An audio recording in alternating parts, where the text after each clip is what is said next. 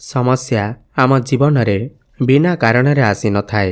ସମସ୍ୟା ଆସିବା ଏହା ଇସାରା କରିଥାଏ କି ଆମେ ଆମର ଜୀବନରେ ଏବେ ବହୁତ କିଛି ବଦଳେଇବାର ଅଛି। ନମସ୍କାର ବନ୍ଧୁଗଣ, ଆପଣମାନଙ୍କୁ ଆମର ଏହି ଚ୍ୟାନେଲକୁ ସ୍ୱାଗତ। ଆଜିର ଏହି ଜ୍ୟୋତିଷ କାର୍ଯ୍ୟକ୍ରମ ସମସ୍ତ କନ୍ୟା ରାଶିର ବ୍ୟକ୍ତିବିଶେଷମାନଙ୍କ ପାଇଁ ବହୁତ ହିଁ ଅଧିକ ଖାସ୍ ଏବଂ ଗୁରୁତ୍ୱପୂର୍ଣ୍ଣ ରହିଅଛି। କାହିଁକି ନା ଆଜିର ଏହି ଭିଡ଼ିଓରେ ଆମେ ଆଲୋଚନା କରିବା କନ୍ୟା ରାଶିର ବ୍ୟକ୍ତିବିଶେଷମାନଙ୍କ ପାଇଁ ଏହି ଏପ୍ରିଲ ମାସ 2026 କିପରି ରହିବ। ଏହି ଏପ୍ରିଲ ମାସରେ ଏମାନଙ୍କର ଜୀବନରେ କ'ଣ ସବୁ ବଡ଼ ପରିବର୍ତ୍ତନ ଆସିବ। ଏହି ଏପ୍ରିଲ ମାସରେ ଆପଣଙ୍କ ରାଶିରେ ନବଗ୍ରହମାନଙ୍କର ସ୍ଥିତି କିପରି ରହିବ। ଏହି ଏପ୍ରିଲ ମାସରେ ଆପଣଙ୍କର ସ୍ୱାସ୍ଥ୍ୟ, ଶିକ୍ଷା, ପ୍ରେମ ସମ୍ପର୍କ, ବୈବାହିକ ଜୀବନ, ଭାଗ୍ୟ, କ୍ୟାରିୟର ଏବଂ ବେପାର ବାଣିଜ୍ୟ ଉପରେ ବିସ୍ତାର ଭାବରେ ଆଲୋଚନା କରିବା। ନବଗ୍ରହଙ୍କର ସ୍ଥିତି ମଧ୍ୟ ଦେଖିବା। ନବଗ୍ରହ କି ପ୍ରକାରର ଫଳ ଦେବାରେ ସକ୍ଷମ ହେବେ। ଶେଷରେ ଅଶୁଭତ୍ୱ ପ୍ରଦାନ କରୁଥିବା ଗ୍ରହମାନଙ୍କ ପାଇଁ କିଛି ବିଶେଷ ପ୍ରତିକାର ମଧ୍ୟ ଜାଣିବା। ସେଥିପାଇଁ ଭିଡ଼ିଓଟିକୁ ଶେଷ ପର୍ଯ୍ୟନ୍ତ ଦେଖନ୍ତୁ। ଚାଲନ୍ତୁ ଆରମ୍ଭ କରିବା ଏହି କାର୍ଯ୍ୟକ୍ରମ, ଯାହାକି ଆପଣଙ୍କର ଜନ୍ମ ରାଶି ଚନ୍ଦ୍ର ରାଶି ଉପରେ ଆଧାରିତ।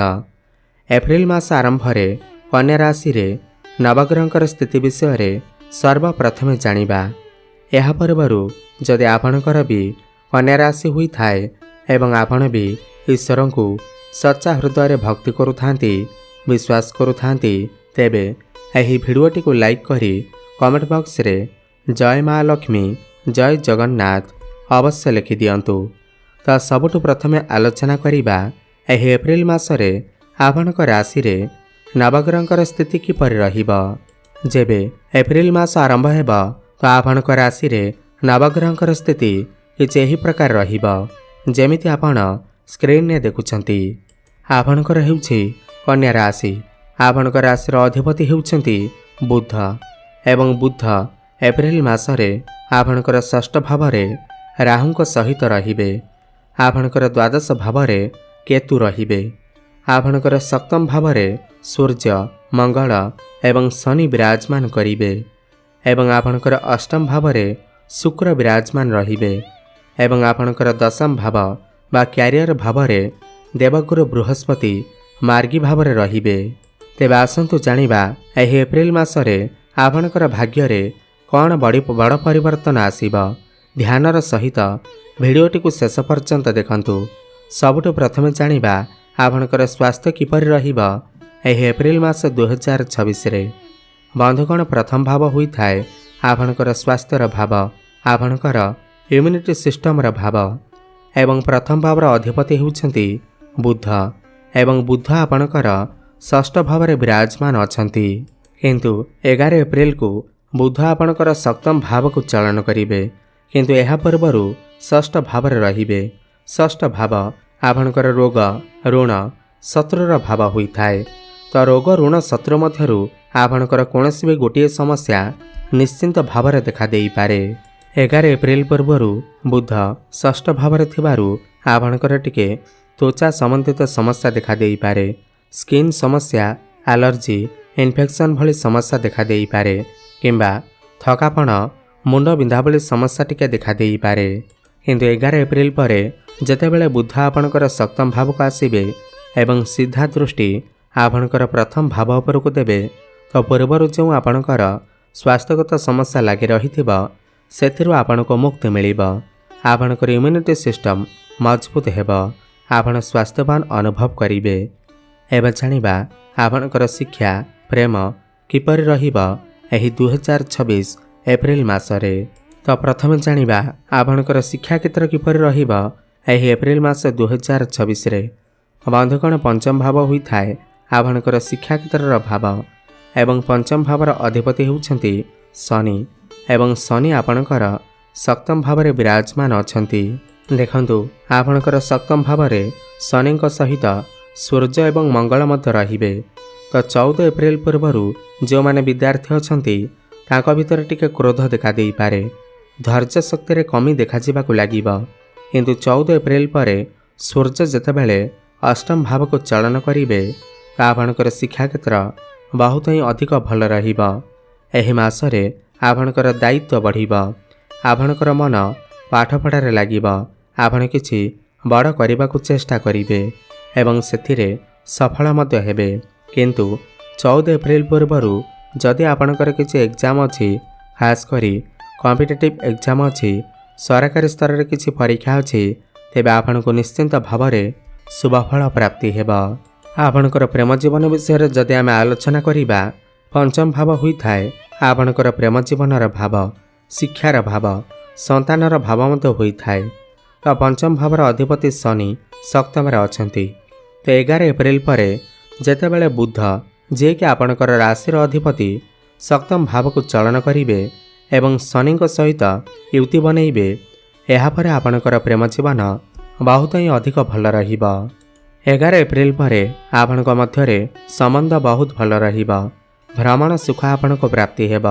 ଆପଣଙ୍କର ଭଲ ପାଇବା ବିବାହର ରୂପ ମଧ୍ୟ ନେଇପାରେ, ଘରେ କଥା ପଡ଼ିପାରେ। କିନ୍ତୁ 11 ଏପ୍ରିଲ ପୂର୍ବରୁ ଯେହେତୁ ବୁଧ ଆପଣଙ୍କର ଷଷ୍ଠରେ ଅଛନ୍ତି, ଆପଣଙ୍କର ପ୍ରେମ ଜୀବନରେ ଟିକେ ସମସ୍ୟା ଦେଖାଦେଇପାରେ।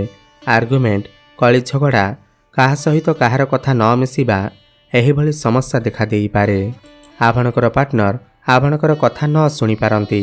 ଆପଣଙ୍କ ଭିତରେ ମଧ୍ୟ କ୍ରୋଧ, ଜିଦ୍ଦିପଣ ମଧ୍ୟ ଦେଖାଦେଇପାରେ। ଏଥିପ୍ରତି ଆପଣ ଟିକେ ଧ୍ୟାନ ଦେବେ।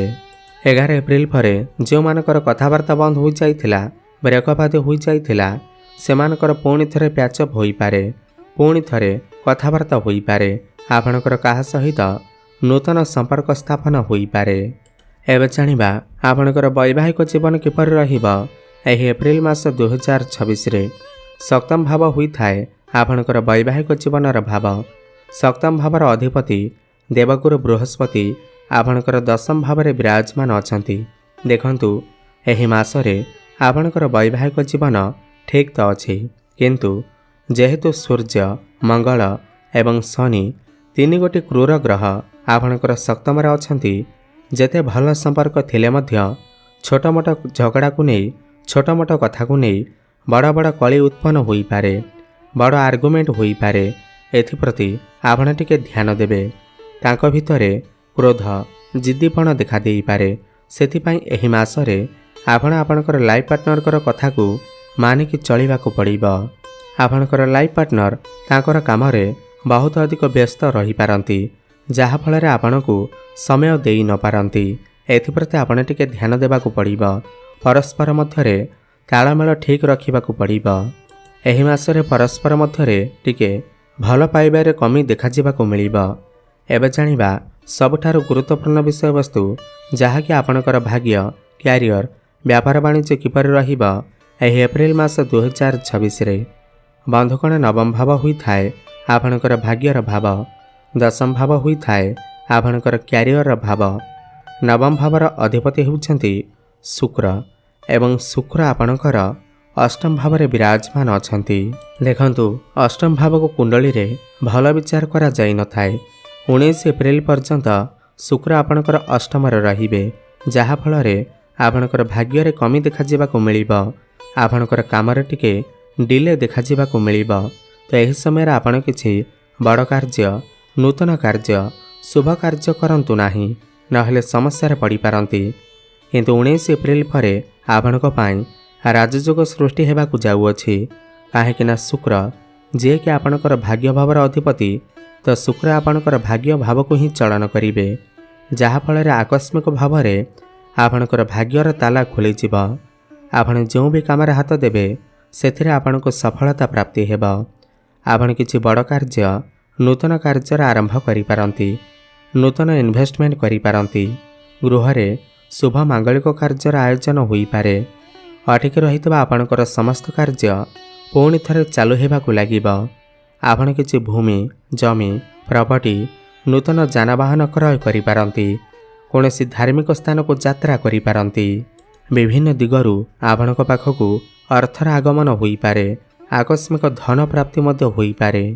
କ୍ୟାରିୟର କଥା ହେବା ଯଦି, ଏହି ମାସରେ ଆପଣଙ୍କର କର୍ମକ୍ଷେତ୍ର ବହୁତ ହିଁ ଅଧିକ ଭଲ ରହିବ। କାହିଁକିନା ଦେବଗୁରୁ ବୃହସ୍ପତି ଆପଣଙ୍କର ଦଶମ ଭାବରେ ବିରାଜମାନ ଅଛନ୍ତି, ତାହା ପୁଣି ମାର୍ଗୀ ଅବସ୍ଥାରେ। ଏବଂ 11 ଏପ୍ରିଲକୁ ବୁଧ ମଧ୍ୟ ଆପଣଙ୍କର ସପ୍ତମ ଭାବକୁ ଆସି ଆପଣଙ୍କର प्रथम भाव को दृष्टि देवे। एही मासरे आपणकर कर्मक्षेत्र में किछि बड़ धमाका हेबाकु जाउअछि। आपणकर ट्रांसफर होई पारे। कौनसी एमएनसी कंपनी जॉब ऑफर मध्य आसी पारे। बृहस्पति कर्मस्थान थिबारु आपणकु कर्मस्थान रे किछि ना किछि शुभ खबर अवश्य प्राप्ति होई पारे। आपणकर मैनेजमेंट बहुत भल रहिबा। दायित्व बढ़िबा। आपणक पाखकु नुआ नुआ काम आसीबा। आपण समस्त टार्गेट को अचीव करिबारे सफलता हासिल करिवे। सबुठार बड़ कथा यह अटे कि 11 एप्रिल पर जो व्यक्तिविशेष माने बेरोजगार अछंती दीर्घ दिन धरी चाकरीर अपेक्षा करिसेंती सेमानकु नूतन कर्म प्राप्ति हेबार बहुत अधिक संभावना बनुअछि। आपण चेष्टा जारी रखंतु। एही मासरे आपण आपणकर क्यारियर को नहीं विदेश यात्रा करि पारंती। कौनसी मीटिंग अटेंड करि पारंती किंबा विदेश रही जो माने कौनसी भी काम कार्य करुछंती सेमानको मध्य शुभफल प्राप्ति हेबा। व्यापार वाणिज्यर कथा हेबा जदि आपणकर सप्तम भाव में 3 गोटी ग्रह अछंती किंतु 11 एप्रिल को आपणकर राशिर अधिपति बुध सप्तम भाव को ही चलन करिवे।